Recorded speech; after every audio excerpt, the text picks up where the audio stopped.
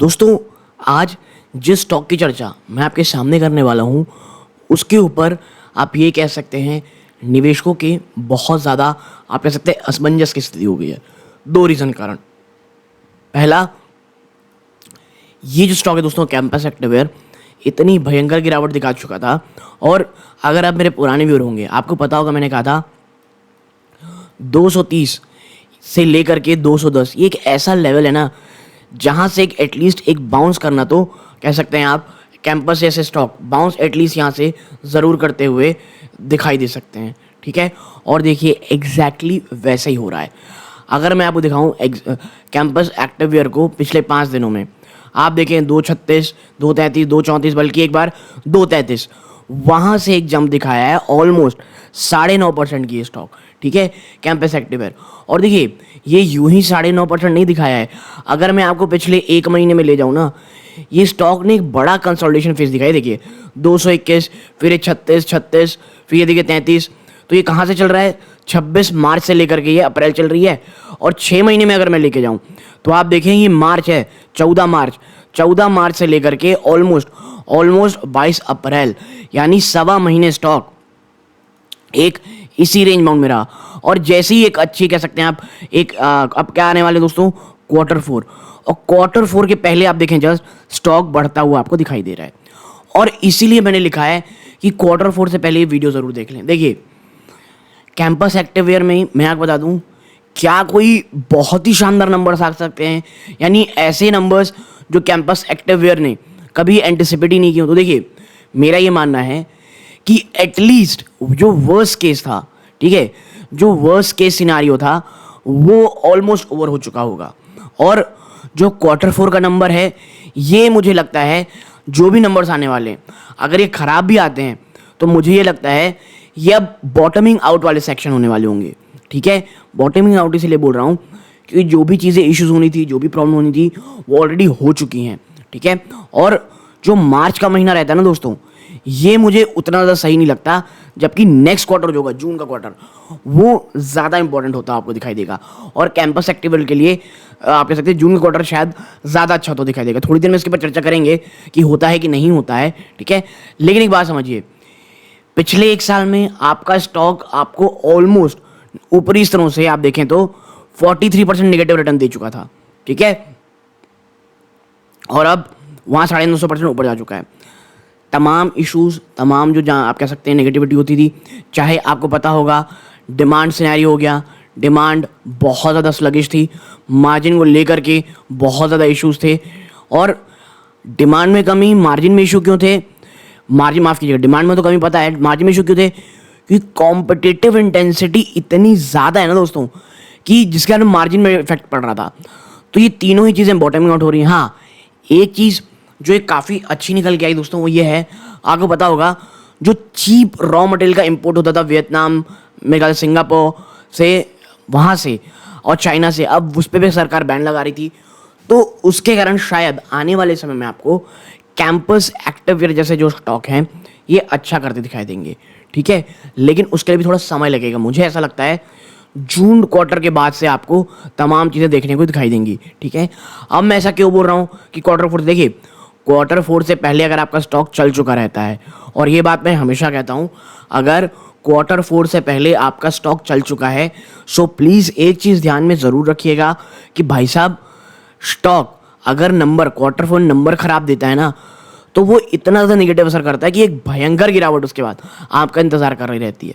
ठीक है, लेकिन अगर आप ऑलरेडी टूटे फूटे रहते हैं और एक बाजार को ये एंटिसिपेट होता है कि नहीं यार अभी थोड़ा हालात ठीक नहीं है, थोड़े ख़राब नंबर्स आएंगे, ठीक है, तो स्टॉक उसको ऑलरेडी प्राइस इन कर चुका रहता है। तो अगर आप Q4 से पहले कोई नई पोजीशन बना रहे हैं कैंपस एक्टिवेयर में, मैं आपसे यही कहूँगा प्लीज़ बहुत बार सोचें। अगर आप थोड़ा रिस्क लेते हैं तो आप ले सकते हैं, और स्टॉप लॉस मुझे लगता है एटलीस्ट 210 से नीचे, 210 से 230 के बीच का लगाना चाहिए, जो भी आपकी एपेटाइट हो कि रिस्क रिवॉर्ड को लेकर के। ठीक है, अब देखते हैं कि जो क्वार्टरली नंबर्स है वो क्या बोलते हैं एक्टिवेयर के। देखिए एक और चीज़ कैंपस की, आप स्टॉक की पी देखें 97.4 और इंडस्ट्री भी 60 है। उससे आप इतने महंगे चल रहे हैं, लेकिन आपने अभी तक कोई ऐसा नंबर ही नहीं पेश किया जिससे चीज़ें एक अच्छी हो सके। यानी वो कहा जाता है ना कि आप ऐसा प्रॉफिट दिखा रहे हो कि आप इस वैल्यूएशन जस्टिफाई कर सकें। ठीक है, तो ये एक ऐसी चीज़ है जो मुझे कैंपस की बिल्कुल भी नहीं पसंद आती है। ठीक है, अब जब हम नीचे चलते हैं, हम थोड़ा सा ना क्वार्टरली नंबर्स में नजर डालते हैं। माफ़ कीजिएगा, ये रहा क्वार्टरली नंबर्स। ठीक है, आप देखेंगे तो ज़रा हम देखते हैं क्या मार्च क्वार्टर के नंबर्स। ठीक है, दिसंबर मार्च में आपको यहाँ पर क्या देखने को मिली, गिरावट। दिसंबर मार्च में आपको क्या देखने को मिली, गिरावट। यानी जो दिसंबर के बाद मार्च का क्वार्टर आता है ना, वो काफ़ी हद तक वीक होता है। और अब आने वाला वापस से मार्च का क्वार्टर, अगर मुझे लगता है स्टॉक इसी प्रकार, देखिए 309 वापस से। ठीक है, अगर आप देखें इसी प्रकार नंबर आते हैं तो आपको ये बात समझनी पड़ेगी कि भाई साहब गिरावट वापस से हो सकती है। ठीक है, बल्कि मार्च और जून आप देखें, ठीक है, मार्च और जून आप देखें, ये ऑलमोस्ट सेम दिख रहे हैं। मार्च जून और सितंबर देखें, मार्च जून सितंबर में यहाँ पे आपको जंप देखने को मिल रहा है। तो मुझे ऐसा लगता है मोस्ट प्रॉब्ली मार्च और जून का ऐसा नंबर होता है जहाँ पे चीज़ें थोड़ी स्लगिश रहती हैं। हाँ, सितंबर और सबसे अच्छा नंबर जो आता है कंपनीज का फुटवेयर की, वो है दिसंबर। तो ये चीज़ें अपने दिमाग में ज़रूर रखिएगा। ठीक है, आप अगर आपकी पी अगर 100 के आसपास चल रही है और आप कोई ग्रोथ ही नहीं दिखा रहे हैं, आप देखें सेल्स के नंबर को, ज़रा आप देखें। ठीक है, आप सेल्स के नंबर को देखें, 309, 156, 273, 494, ये देखिए, आपने कभी भी इस प्रकार की ग्रोथ ही नहीं दिखाई जो आपके वैल्यूएशन को थोड़ा बहुत भी जस्टिफाई कर सकते हो। ठीक है, तो ये तमाम चीज़ें हैं जो एज ए इन्वेस्टर आपको दिमाग में रखनी है। ठीक है, आप पी देखें, आपकी पी कभी एक बार आपको बीच बीच में थोड़ा जंप दिखाते रहती है, ये देखिए, फिर आप उसी रेंज में आ गए, फिर एक बार 2 बार यहाँ जंप देखने को मिली, आप उससे पहले नेगेटिव ही थे। तो मेरा ये मानना है कि भाई आपको लगातार जब तक 2 से 3 क्वार्टर तक आप बहुत अच्छे नंबर्स नहीं दे देते, तब तक कोई भी अच्छी चीज़ें होना, कोई भी पॉजिटिविटी होना खराब है। लेकिन हाँ, मैं ये ज़रूर करूँगा, 230 250 के आसपास आता है कैंपस सेक्टर, थोड़ा अगर आप एक्यूमुलेट करना चाहते हैं आप कर सकते हैं। बस रीज़न ये है कि क्वार्टरली नंबर से पहले इनको एक बहुत अच्छे नंबर देने पड़ेंगे। हाँ, क्या ये अगर जंप करता है तो क्या दुगना हो जाएगा? ऐसा तो मुझे बिल्कुल भी नहीं लगता। दुगने रिटर्न के लिए से भी बहुत मेहनत करनी पड़ेगी। ठीक है, तो ये तमाम चीज़ें अपने दिमाग में ज़रूर रखिएगा फ्रेश इन्वेस्टमेंट से पहले दोस्तों। ठीक है, और देखिए अभी जो है ना, आप कैंपस एक्टिवेयर में बात कर ही लिए हैं, आप रिलैक्सो देख लें। ठीक है, आप रिलैक्सो देख लें, आप बाटा देख लें। ये तीनों ही स्टॉक किस प्रकार के लेवल में ट्रेड कर रहे हैं, ये तो अपने 52 वीक लो के आसपास ट्रेड करता ही रहता है। ठीक है, तो ये चीज़ ध्यान में रखें कि भाई साहब आप तो ये चीज़ें कर ही रहे हैं। ठीक है, कि आपके फुटवेयर का जो सेक्शन पूरा का पूरा सेक्शन है वो ऑलरेडी एक बहुत बड़े दबाव, वो ऑलरेडी एक बहुत बड़े प्रेशर से गुजर रहा है। सो प्लीज़ अपने दिमाग में ये तमाम चीज़ें ज़रूर ध्यान में रखिएगा। ठीक है, और जो फुटवेयर इंडस्ट्री है, मुझे ऐसा लगता है 1 से 2 क्वार्टर तो अभी और इनको थोड़ा परेशानी झेलनी है। और सबसे बड़ा सरदर्द है इनका, अगर पेट्रोलियम प्रोडक्ट बढ़ते हैं तो इनके रॉ मटेरियल आपको बढ़ते दिखाई देंगे। लेकिन हाँ, कंपनियां ये कह रही हैं कि भाई अभी नियर टर्म में तो हमको ऐसा नहीं लगता है।